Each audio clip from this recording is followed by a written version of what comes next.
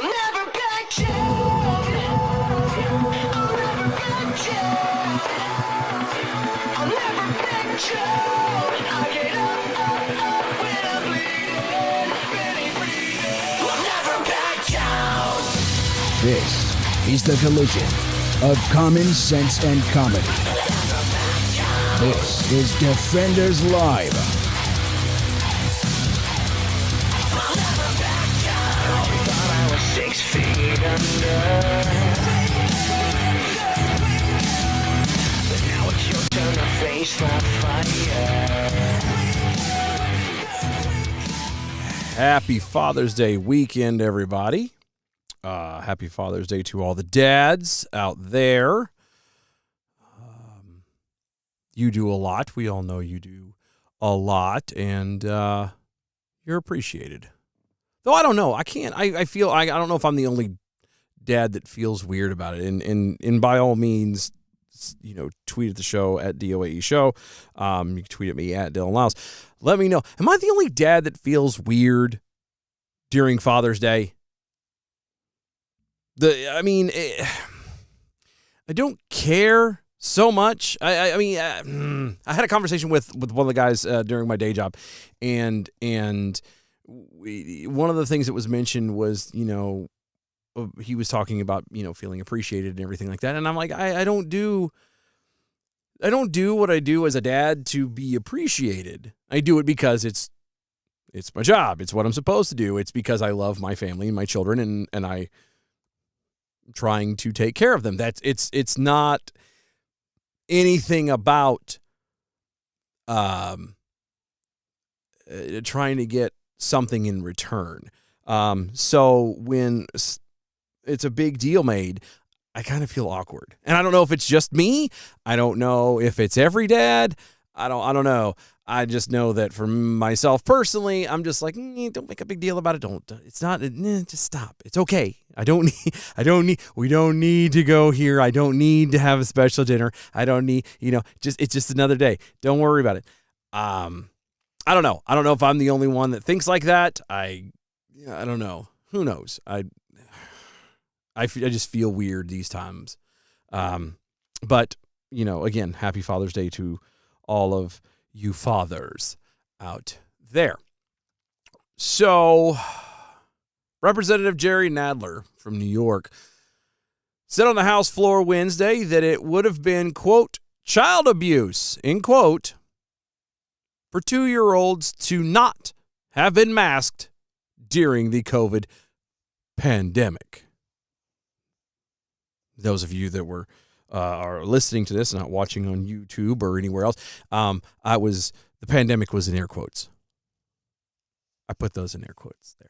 Nadler had his comments came during debate on the House floor of the REINS Act after Representative Chip Roy of Texas moved to add an amendment to the bill that would effectively give Congress the power to vote on any vaccine mandate initiated via executive branch rulemaking, such as President Joe Biden's new defunct COVID vaccine mandate.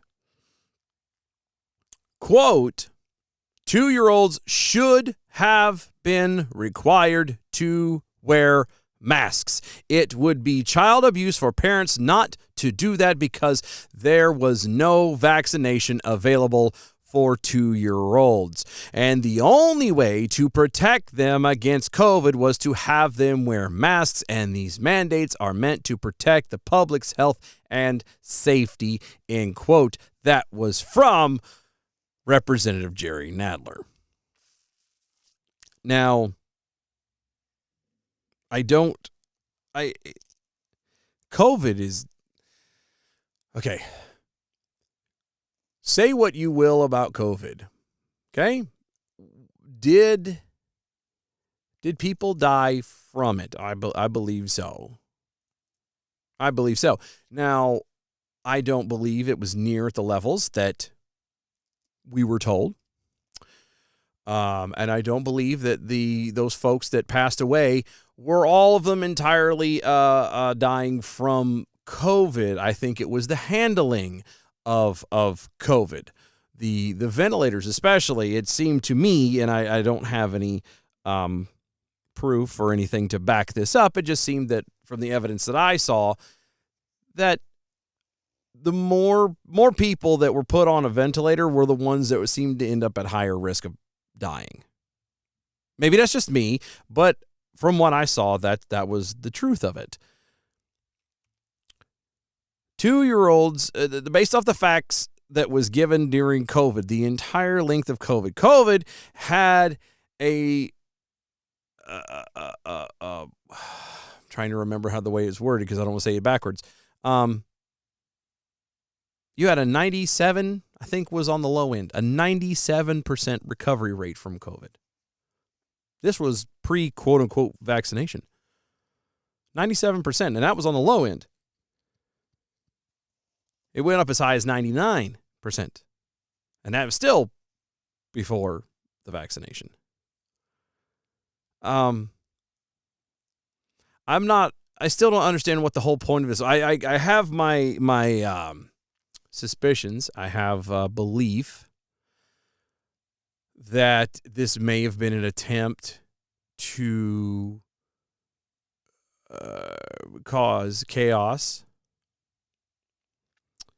to disrupt the lives of Americans. I don't know if it was goes so nefarious as to do, as some people have said, as called it a dry run to find out how far they can go. It's possible, but I don't think that's quite where it was. I think it was literally more of an in-the-moment kind of thing. It was, here, this thing is going down. We need to find a way to, lock people into fear and find a way to be able to control them. And from the angle of, because what happened? We were just coming up on the presidential election. So what better way to have people get freaked out, to have people maybe not go and vote as much or whatever, than to turn around and say, whoops, there's this massive thing out there. But anyway, I digress. 2-year-olds, it would have been child abuse to not mask a 2-year-old. 2-year-olds were not susceptible to COVID. Most children, I think it was under the age of 15. I think it was about 15 was when it started really becoming an issue for children. 2-year-olds there was no issues. I don't think for a second, and I don't care what the numbers say because I don't trust half of them. I don't think any children under the age of 18 died officially from COVID. Again, at that point, it was, if they were, it would have been from mishandling. The funny part is they're like, well, to mask children 2 years old would have been child abuse. Mr. Nadler, I don't know how long it's been since you've had children, or if you even have children at all. I don't know you well enough to know any of that. But clearly, you don't know what it's like to have a 2-year-old child. I know both of my children at that age, you get them these cute little outfits. And in my case, a lot of them came with a hat. And it would be, oh, so cute. He's dressed up and he's got his little vest and his little tie and we put this little hat on him. And the hat lasted all of a half a second. Once the child registers, there's something on his head, he took it off. That's what my kids did. Could never keep a hat on him to save my life. So how in the hell was I supposed to keep a mask on him? I'm just throwing that out there. I can't be the only one that had that kind of a struggle. The comments from the New York Democrat came after Roy criticized Health and Human Services Secretary Xavier Becerra, appearance before Congress on Tuesday. Quote, I want everyone in America to understand what they just heard from the ranking member of the House Judiciary Committee in the United States House of Representatives. Your 2-year-old should be forced to be masked. That is what the ranking member of the House Judiciary Committee just said here on the floor of the House of Representatives, that the power of the government, the full power of the federal government, should be a part of ensuring and enforcing your children, your 2-year-old child, to be masked, end quote. That was Representative Roy.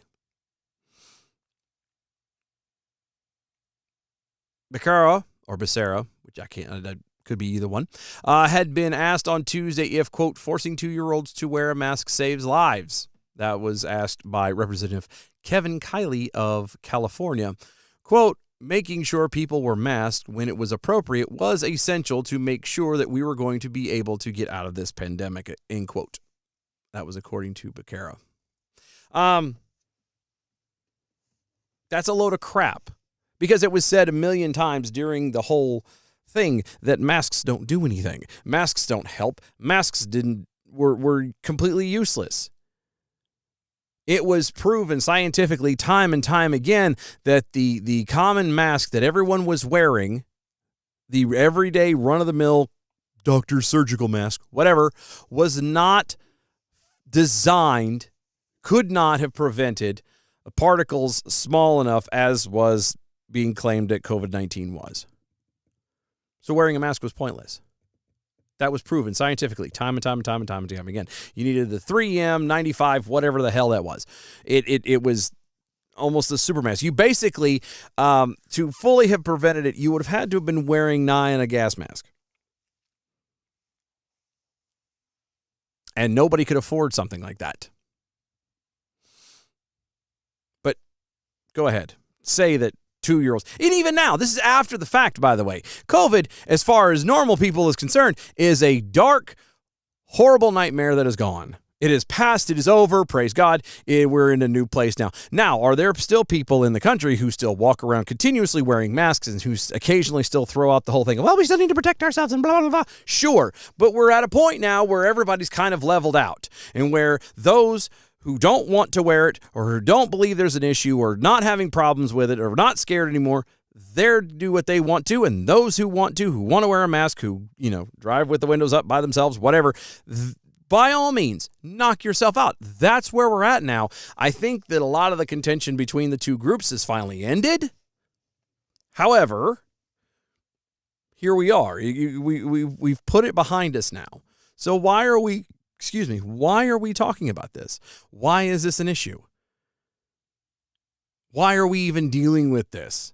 Now, I can say that there's some folks that are in Congress and in the House who do care about the people and who are trying to find ways to keep the debacle of COVID-19 from happening again. And we're not talking about preventing a disease from wiping people out. It's more of preventing the government from controlling people.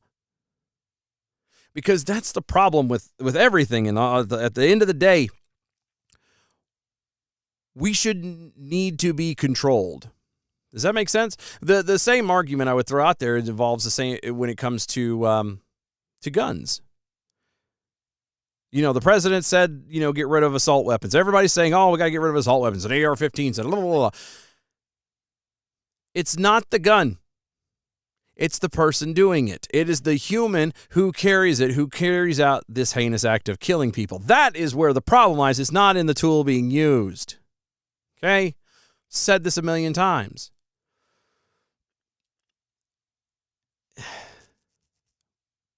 You're not going to make this stuff stop. Government is not going to make this stuff stop. The person who gets ready to commit the crime, they're the only ones who can stop it.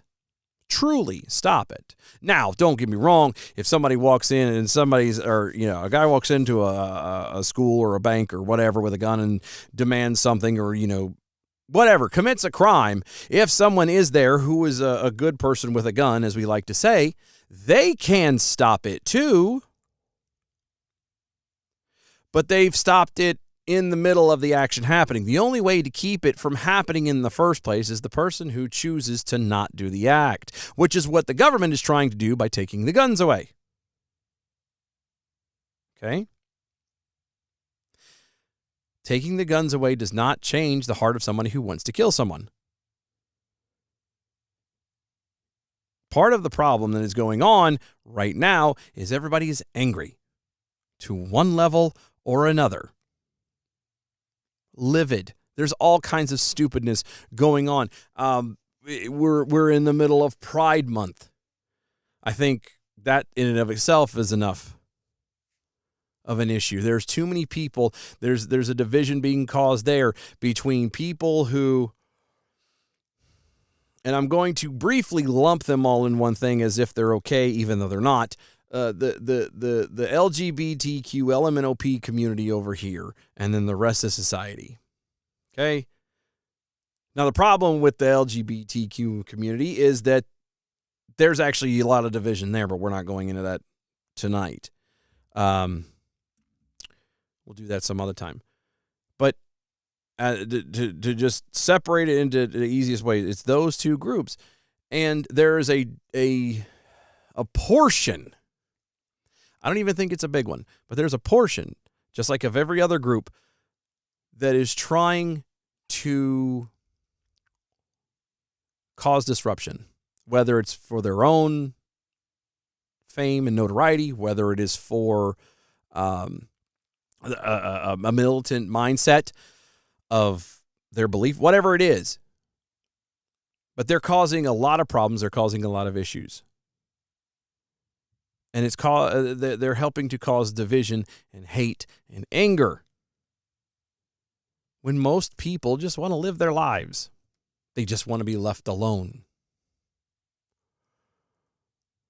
Most people don't care what you do. Most people don't care what I do. Why? Because most Americans, most people in general, live in a kind of out of sight, out of mind sort of thing. Where unless it's in my face, I don't know about it. I don't really care about it. I kind of have bigger fish to fry. I have to get up and go to work, and I have to pay bills, and I have to take care of my family. I have to try and save for this in a situation or that situation, or I want to go on this trip, or I want to buy this thing, or my kid needs these braces, or whatever. We all have our own stuff to worry about. And when we have stuff being forced upon us, whether it's you have to accept the gay community, or not even the gay community. It's not the gay community doing this. It's this weird trans cult. Whether it's that, or whether it's we have to remove guns, or we have to do whatever. There's intentional anger being caused. And the only way to stop this hate, to stop these problems, to stop a crime or any other thing from happening before it happens, is the person has to not want to do it. Now, are you going to stop it at all, every single one of them? No, you're not going to. If a person decides they're going to cross that line, they're going to cross that line. There isn't anything you can do. That's the weird part about it, where a lot of these people believe is, well, we can just eliminate it and live in this weird utopia where nothing happens. No. You can't, because all humans, every human, has a single flaw that is the root of every other problem in their life. And that's selfishness. Period. Selfishness. Selfishness is the reason why a person would go out and kill another person. Selfishness is why another person would go and rob or steal or lie or whatever. Insert whatever. All this stuff is every single problem. If you truly took the time and looked at it and boiled it down to its core root, it's selfishness. Period. That somehow or another, we as an individual thinks that we are better than anyone else around us. That's the problem. That is an innate part of our wiring from birth. Now, you can call it nature. You know what I mean? You can it's just part of your primal nature, going back to, the caveman days when the survival of the fittest and blah, blah, blah, blah. Sure. But the problem with it is it ends up becoming an issue. Back in the day, okay, I'm going to start this over because my brain just kind of went.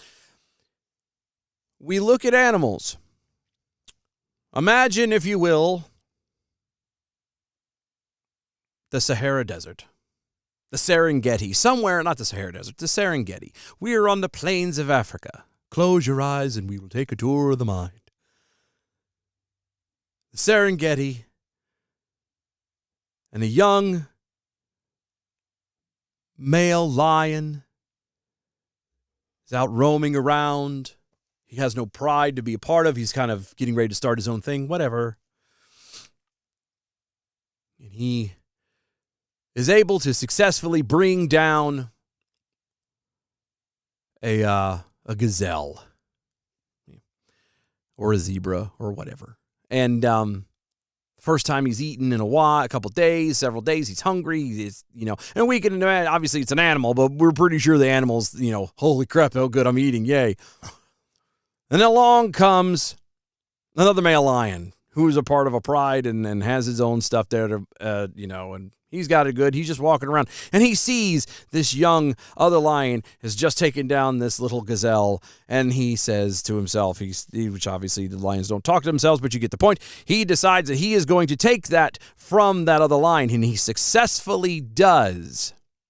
Now, the other young lion is without food again and has to limp away. He is defeated, yada, yada. And the second lion has successfully stolen it from the first lion. Now, that very long, and I can, agree, somewhat confusing explanation, goes to this point. We don't have a problem with that one lion stealing from another. Why? Because we're going to say, well, that's nature. That's how they survive. Okay. So we have set ourselves apart, especially. We have said that it's not right for us as humans to steal from somebody else. We shouldn't have to. We don't need to survive. So therefore, for us, it's wrong. Okay. Then why are we attacking the tool and not the root cause of the problem? Why is it, again, and I know this is kind of make a couple quick jumps, but from stealing into guns, but how is it that it is okay for an animal in nature to kill another one, which chimpanzees do all the time, murder all the time, and I say, well, that's nature. We don't like it, but it's nature. And then we say over here, well, it's not nature, it's the gun. It doesn't work that way. We're all part of nature. Our DNA, all of our bodies. If you want to go and believe the whole evolutionary thing, then we're all connected. We're all of the same thing. We're just, quote unquote, more highly evolved. So if we're more highly evolved, why are we blaming the tool and not the person or the action? I just throw that out there.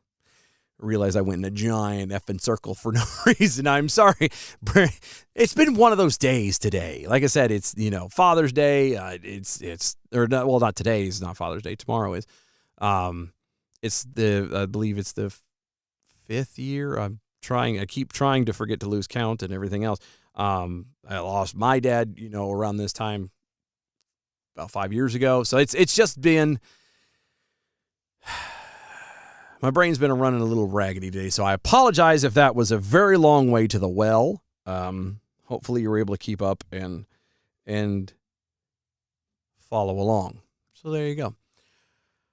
Real quickly, Nevada Republican Governor Joe Lombardo signed a bill into law this week that forces insurance companies to pay for an individual's transgender procedures, including surgery on minors.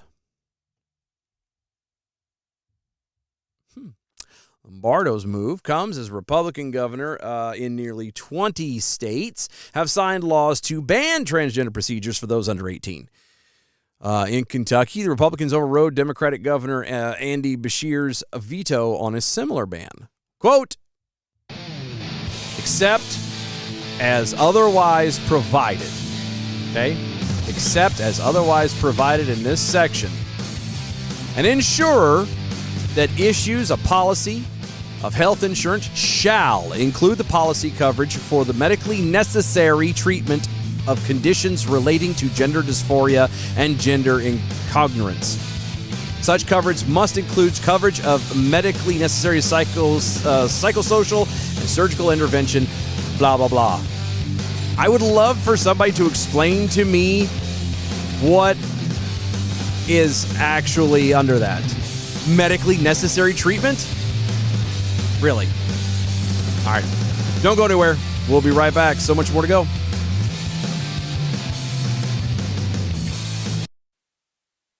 In today's troubled world, our USA Armed Forces stand ready to protect you, your family, and our American way of life. When veterans return to civilian life, they deserve your recognition and support.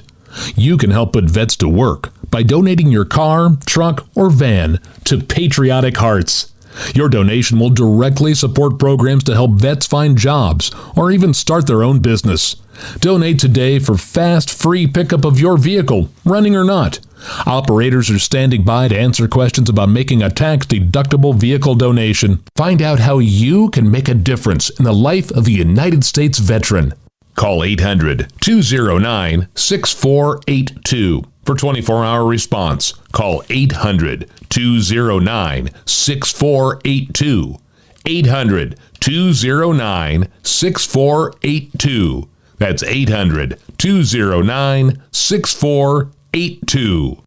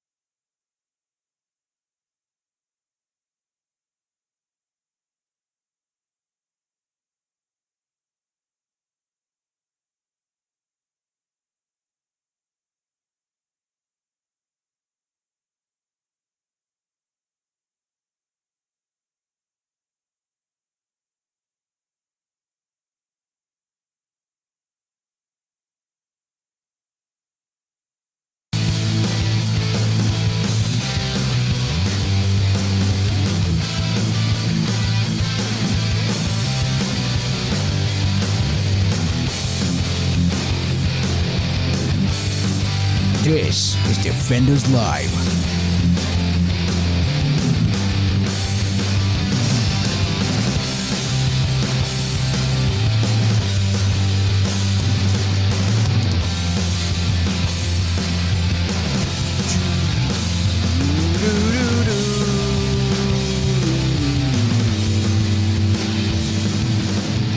Follow all the social medias at DOAE Show. You can live tweet at the show while the show is live, which, in case you didn't know, 7 p.m. Eastern Time. You can watch it, YouTube and on Twitter. Looking to try and expand on a couple more things, but that requires, money and things, and we'll get there eventually. But you can listen pretty much anywhere podcasts are found. Apple, Spotify, Stitcher, Breaker, you Google, you name it. It's pretty much anywhere and everywhere. So wherever you find it, leave a comment, leave a review, share it with your friends, spread it around, help get this the footprint bigger if you would, because I can't do it by myself. I can't. And I hate making these kind of employs, but it really does hinge and depend on you guys, because I can only share things to a certain point before it becomes spamming. And they, frown on that stuff. So if you would be so kind as to share it at least once, that would be fantastic. Because who knows? You might have a friend that doesn't know and might listen. And you don't have to even like my opinion. You know what I mean? Sometimes, any publicity is good publicity. Doesn't matter whether it's good or bad. So yeah, follow us on all the social medias at DOAE Show. For some goofy reason you want to email us, it's doaeshow@gmail.com. You can email there. Again, there's Twitter, Facebook, all that good jazz. So there you go. This is a bit disturbing, I think. At least if I were Bill Gates, well, I was going to say if I was Bill Gates, I'd be a little worried about this. But then again, it all makes sense. The Chinese Communist Party General Secretary Xi Jinping praised American billionaire and Microsoft co-founder Bill Gates, calling the businessman, quote, a friend. a friend. If I was called a friend to the Chinese Communist Party, I would seriously personally would seriously reevaluate my life choices. I would. Because there is nothing that I want or share or agree or believe is anything good in the Chinese Communist Party. Bill Gates, however, it makes sense. Bill Gates is all about population control. Bill Gates is all about not just population control from, how many people we can have, but literal population control, controlling of the people. The numbers that we can have as far as children goes. China loves that. China's all about that. They, to a degree, kind of have to because they're running out of space. But literal control of the people themselves. Bill Gates is all about that. And oddly enough, so is the Chinese government. That's why they apparently are now besties.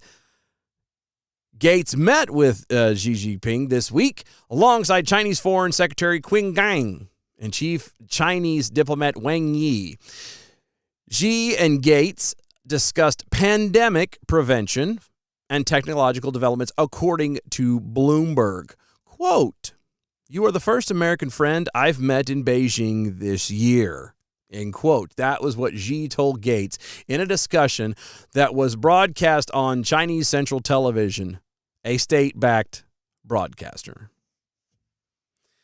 Quote, "I've always said the foundation of China-U.S. ties lies among the people. We always pin our hopes on the American people and the hope the two peoples can continue to be friendly." End quote. That was the rest of Xi Jinping's comment. Again, I don't want to ever be associated or considered a friend of the Chinese Communist Party or China, period. Now, of Chinese people as a whole, again, the normal everyday people who just want to get up and go to work, just like everybody in here who have to get up and pay bills and, live their lives and have their families and take care of them, blah, blah. Those people I can be friends with. Anybody in government, of any government, if I'm a friend of theirs, they're a little, I kind of have to evaluate myself and find out where I'm standing and why. The two also reportedly discussed artificial intelligence, although what was exactly said has not yet been disclosed. Shocker. Gates said on Twitter that he was in China to meet with partners working on, quote, global health and development challenges, end quote. Quote, "I just landed in Beijing for the first time since 2019, where I'm excited to visit with partners who have been working on global health and development challenges with the Gates Foundation for more than 15 years. Solving problems like climate change, health inequity, and food insecurity requires innovation. From developing malaria drugs to investing in climate adaptation, China has a lot of experience in that. We need to unlock that kind of progress for more people around the world," end quote. That was all Bill Gates, and I'm trying to figure out what the hell he's actually talking about, because China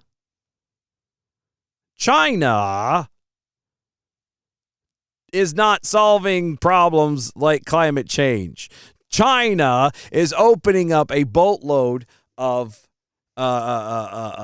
coal power facilities, coal-fired plants, when at least America is shutting all theirs down. If you want to play and use the actual book of climate change and saying that the whole CO2 thing and all that is what causes everything, the coal power plants, they're helping to cause pollution, yada, yada, yada. China is actually just doubling down on what they're doing. They don't care. So how can you sit there and say that they are working on global health and development challenges when they literally, intentionally, unabashedly have opened up a boatload of coal-fired plants? You can't say that they're fixing things as they turn around and do the complete opposite of what fixing is. Now, I don't know why I feel the need to explain this real fast, but I'm going to. Do I believe there is such a thing as climate change? And I would normally joke and say, yes, it's called weather. But in actual seriousness, do I believe there is a thing called climate change? Yes, but let me clarify this. Climate change is happening, but not exactly in the way that they're describing it. There was a point where it was explained to me in science class years and years ago, and I was just a wee lad. You know, the Earth spins around, and it spins around the sun. It spins on its own axis, etc., etc. As time has gone on, it is slowly moving away from the Earth, and it is slowing down. Its own revolutions are slowing down. And its spin around the Earth, around the sun, is slowing down. And not only is it slowing all that down, but it's also slowly drifting away. Okay? So yes, climate is going to change. Just from that alone. Now, could we as people, as the higher beings on this rock, be better stewards with what we have? Absolutely. Okay? Absolutely. If there was better ways, and there is better ways of being able to take care of the planet that we find ourselves on, then we should absolutely do it. It should be a desire of all of our hearts to want to make sure that it lasts for as long as possible. But you cannot, let me repeat, you cannot stop or prevent the inevitable. Eventually, the Earth will slow down to the point to where it will not be, one side will be facing the sun. There will come a point where it will be so far from the sun that things will be obviously cooler, and it will be the entire dynamic of Earth. Eventually, that will happen. Unless, by my belief, Jesus comes first, and that's a whole different discussion. But eventually, that's how that's going to go. And we should be trying to be good stewards with what we're given. But you can't force it. The government can't be forcing it. America's experiment, one of the things I think that America proved, at least at its founding, we're slowly losing that proof right now. But the experiment of America proved that free people tend to do the right thing of their own volition without being forced or coerced or, badgered into doing it. We just do it. Now, is it as fast in some cases? No. I mean, sometimes it takes a little bit. I mean, look at how long, it took for quote unquote racial equality. You know what I mean? There was a long time between, slavery, the founding of America, and 1863. You know what I mean? And then there was a lot of time between 1863 and the 1960s for the Civil Rights Union. There was a lot of time between all that. But I think now granted, obviously there are people trying to make the problem worse again, trying to cause more problems and everything else. But if you remove that from it, it's taken a long time to get here, but we finally have gotten here. Most people, almost everyone, and I'm talking about literally one in a million, is the psychotic fringe. Everybody else, the rest of the 999,999, those folks in the million all are okay with living next to one another. Doesn't matter about skin color, doesn't matter about anything else. We're finally there.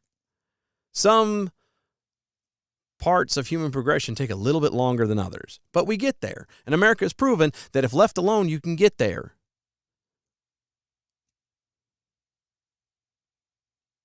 And get there better, I think. But anyway, I love how Gates was praised by China before and has come under fire after Microsoft was accused of aiding the censorship of Chinese dissidents. Remember that? 2005, Microsoft banned Chinese journalist Zhao Jing after a request from the CCP, according to Amnesty International. Gates has also downplayed the scope of the Chinese censorship. The meeting between Xi and Gates comes before U.S. Secretary of State Antony Blinken is set to travel to China. The previous trip from Blinken to China was canceled after the Chinese spy balloon floated over the U.S.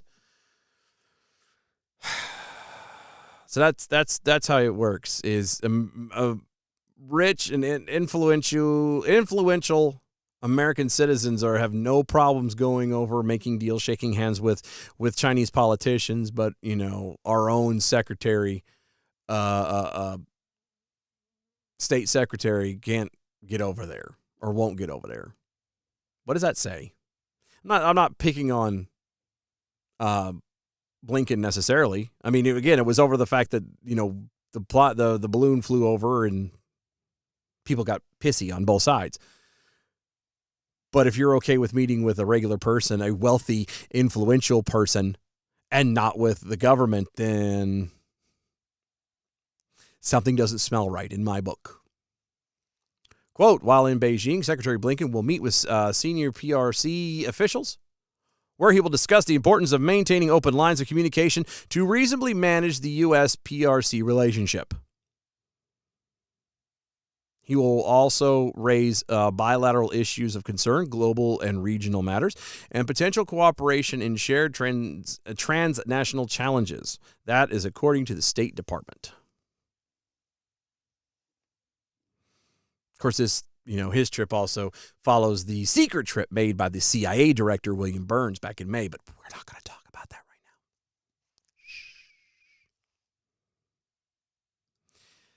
So, this story I'm about to go to, I find fascinating from a lot of different ways. The city council of the only U.S. locale with an all-Muslim governing body and mayor, voted unanimously Tuesday to ban the display of the LGBTQ Pride flags on all city properties. Okay? So, there's a city in America that is completely governed by Muslims who have banned the display of pride flags on any and all city properties. I'm in a spot where I'm good with this. Actually, I am. The White House has been doing demonstrations out there for Pride. I remember when Obama had legalized gay marriage. There was the colors over the White House. I remember all of this stuff. I personally, and I'm agree with these folks, if it is a government building, an official government building, I don't give a damn if it's what stage of government it is. It could be local, it could be federal, doesn't matter. Any government building should not have any other flags floating over top of them other than the state that the building resides in. Maybe the county. Maybe the county. But definitely the state that it resides in and the United States flag, that is it. No government building should have anything, any other flag of any other kind flying, period. Especially not the pride flag. Now, I don't care how the rest of society looks at pride and, the whole LGBTQ thing. I don't care. I know where I stand on it. I know where my stake is in the ground at, and that's all that matters to me. But this is a government building. Doesn't matter, again, police office, courthouse, whatever. If it is a government building, to put a flag like the pride flag on it, is that government telling everyone else in that country, in that district, section, whatever, that it doesn't matter what you believe, this is where we're at. We're going to back these people. And the problem with that is a courthouse, police station, municipal building, the White House should not be sitting here telling the rest of its people that only this group over here is special and not the rest of you. Because the last time I checked, it is everybody's taxes that pays for all of those buildings, both Pride people and otherwise. So you shouldn't be flying this stuff over in the first place. So I am actually very happy with this whole situation. I am bothered, however, that it took an all-Muslim governing body to unanimously make that decision.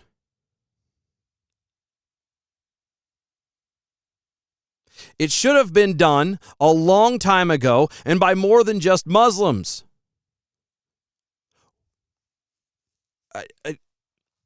Why? I don't have anything against Muslims. This is not a dig on Muslims. It's not an attack on them. But why is it that it seems to me that the Muslim religion, the Muslim group of people are the only ones who are actually living up to the principles and the statutes and the tenets of their faith? No one else seems to be. There is no reason why it took an all-Muslim governing body and a mayor to unanimously do this on Tuesday. This should have been done across the board by everyone. By Christians, by Muslims, by Jews, by even atheists. It should have been understood at that point that these particular buildings, again, White House included, is supposed to be the people's house, not this special group over here or that special group over there. It is the entire American people's house. That's the only flags that should be there. The resolution was introduced by Mayor Pro Tem and Councilman Mohammed Hassan of Hamtramck, Michigan, a city about 28,000 next to Detroit. The resolution states that, quote, the government of the city of Hamtramck does not allow any religious, ethnic, racial, political, or sexual orientation group flags to be flown on the city's public properties, and that only the American flag and the nation's flag that represent the international character of our city shall be flown. Now, not really keen on that. The flags that represent the international character. Again, that part I'm not thrilled with. But this is how it should be. Only the American flag at most should be flown on every single government public property. Quote, you guys are the ones making problems. This was according to Hassan, who told opponents of the proposal who attended the council meeting, according to the Detroit Free Press. Quote, please do not threaten us. I'm the elected official. I'm working for the people, what the majority of the people like, end quote.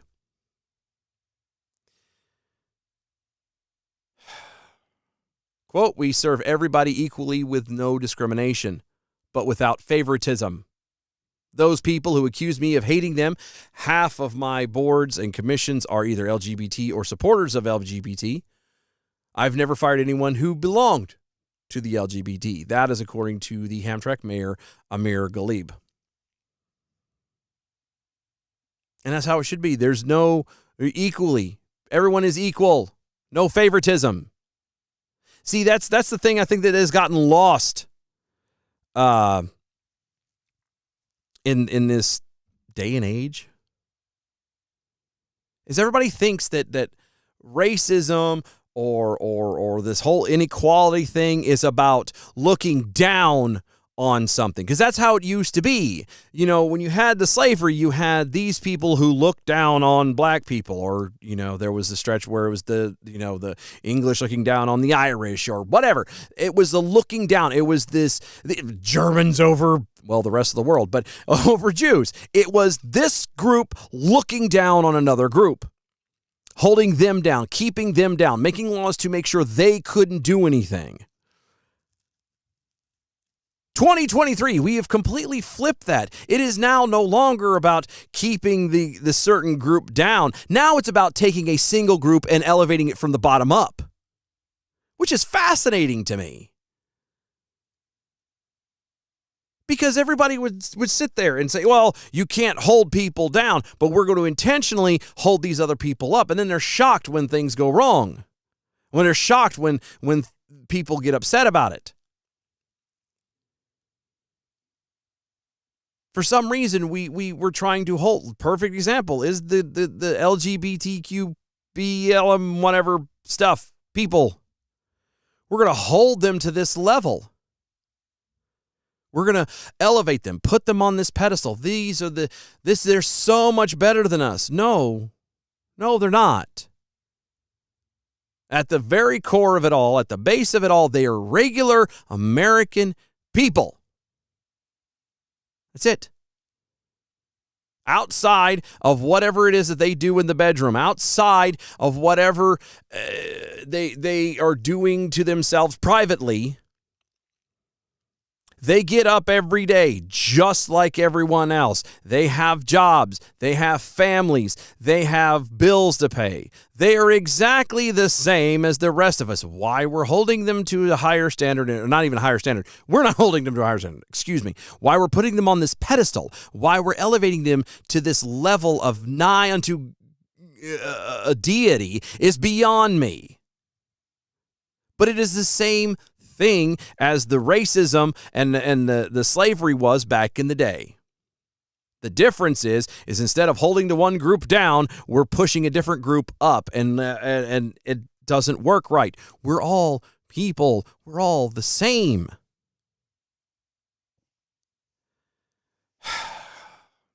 Galib was elected in 2021 after he criticized former Mayor Karen Majewski for flying the pride flag outside City Hall. As far back as 2008, conservative Christians in the community joined with the local Muslim community to battle the LGBT community over a city ordinance that would include LGBT community as a protected group. Quote, "We want to respect the religious rights of our citizens. You guys are welcome, but why do you have to have a flag shown on government property to be represented? You're already represented.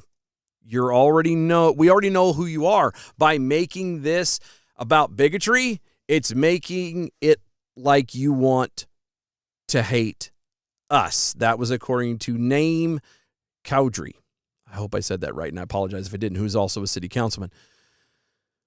During the public comment section over the resolution, one woman said sarcastically, Hamtramck should alter its slogan to the city to say, the city, quote, "welcomes you if you're straight," and then proceeded to kiss another woman. A Muslim community leader from Dearborn, Michigan, Hassan Aoun, stated, quote, "Pride Month. Don't put it down our throats. You can be gay by yourself. Don't put the pride flag on city property." Last year, Hamtramck's Human Relations Commission Chair Russ Gordon engendered controversy when he flew the pride flag over Joe's Campo Avenue next to the flags of other nations. He reportedly had planned to fly the flag again, although it is not clear whether he would in light of the new resolution. But I think this is fantastic.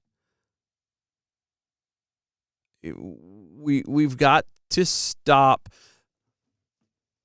treating people as if they're better than another group.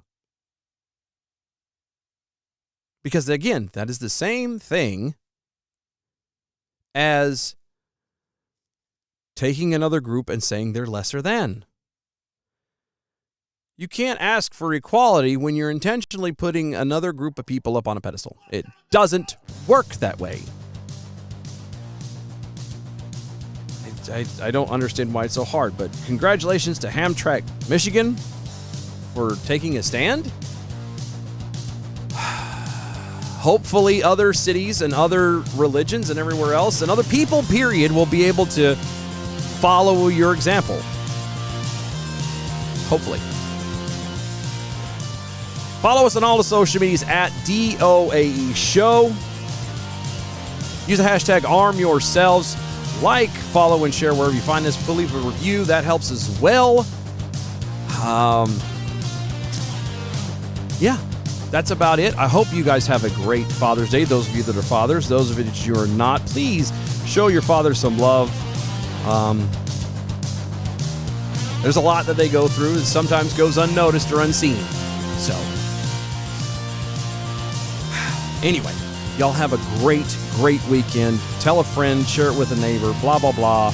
Hell, if you share it around, tell me you shared it. Email me at doaeshow at Gmail. Screw it, I'll send you a sticker. I got a boatload of Defender stickers. If you want one, share the show. All you got to do is email me, tell me you got it. I'll send you one. Y'all have a great weekend. We'll see y'all next week.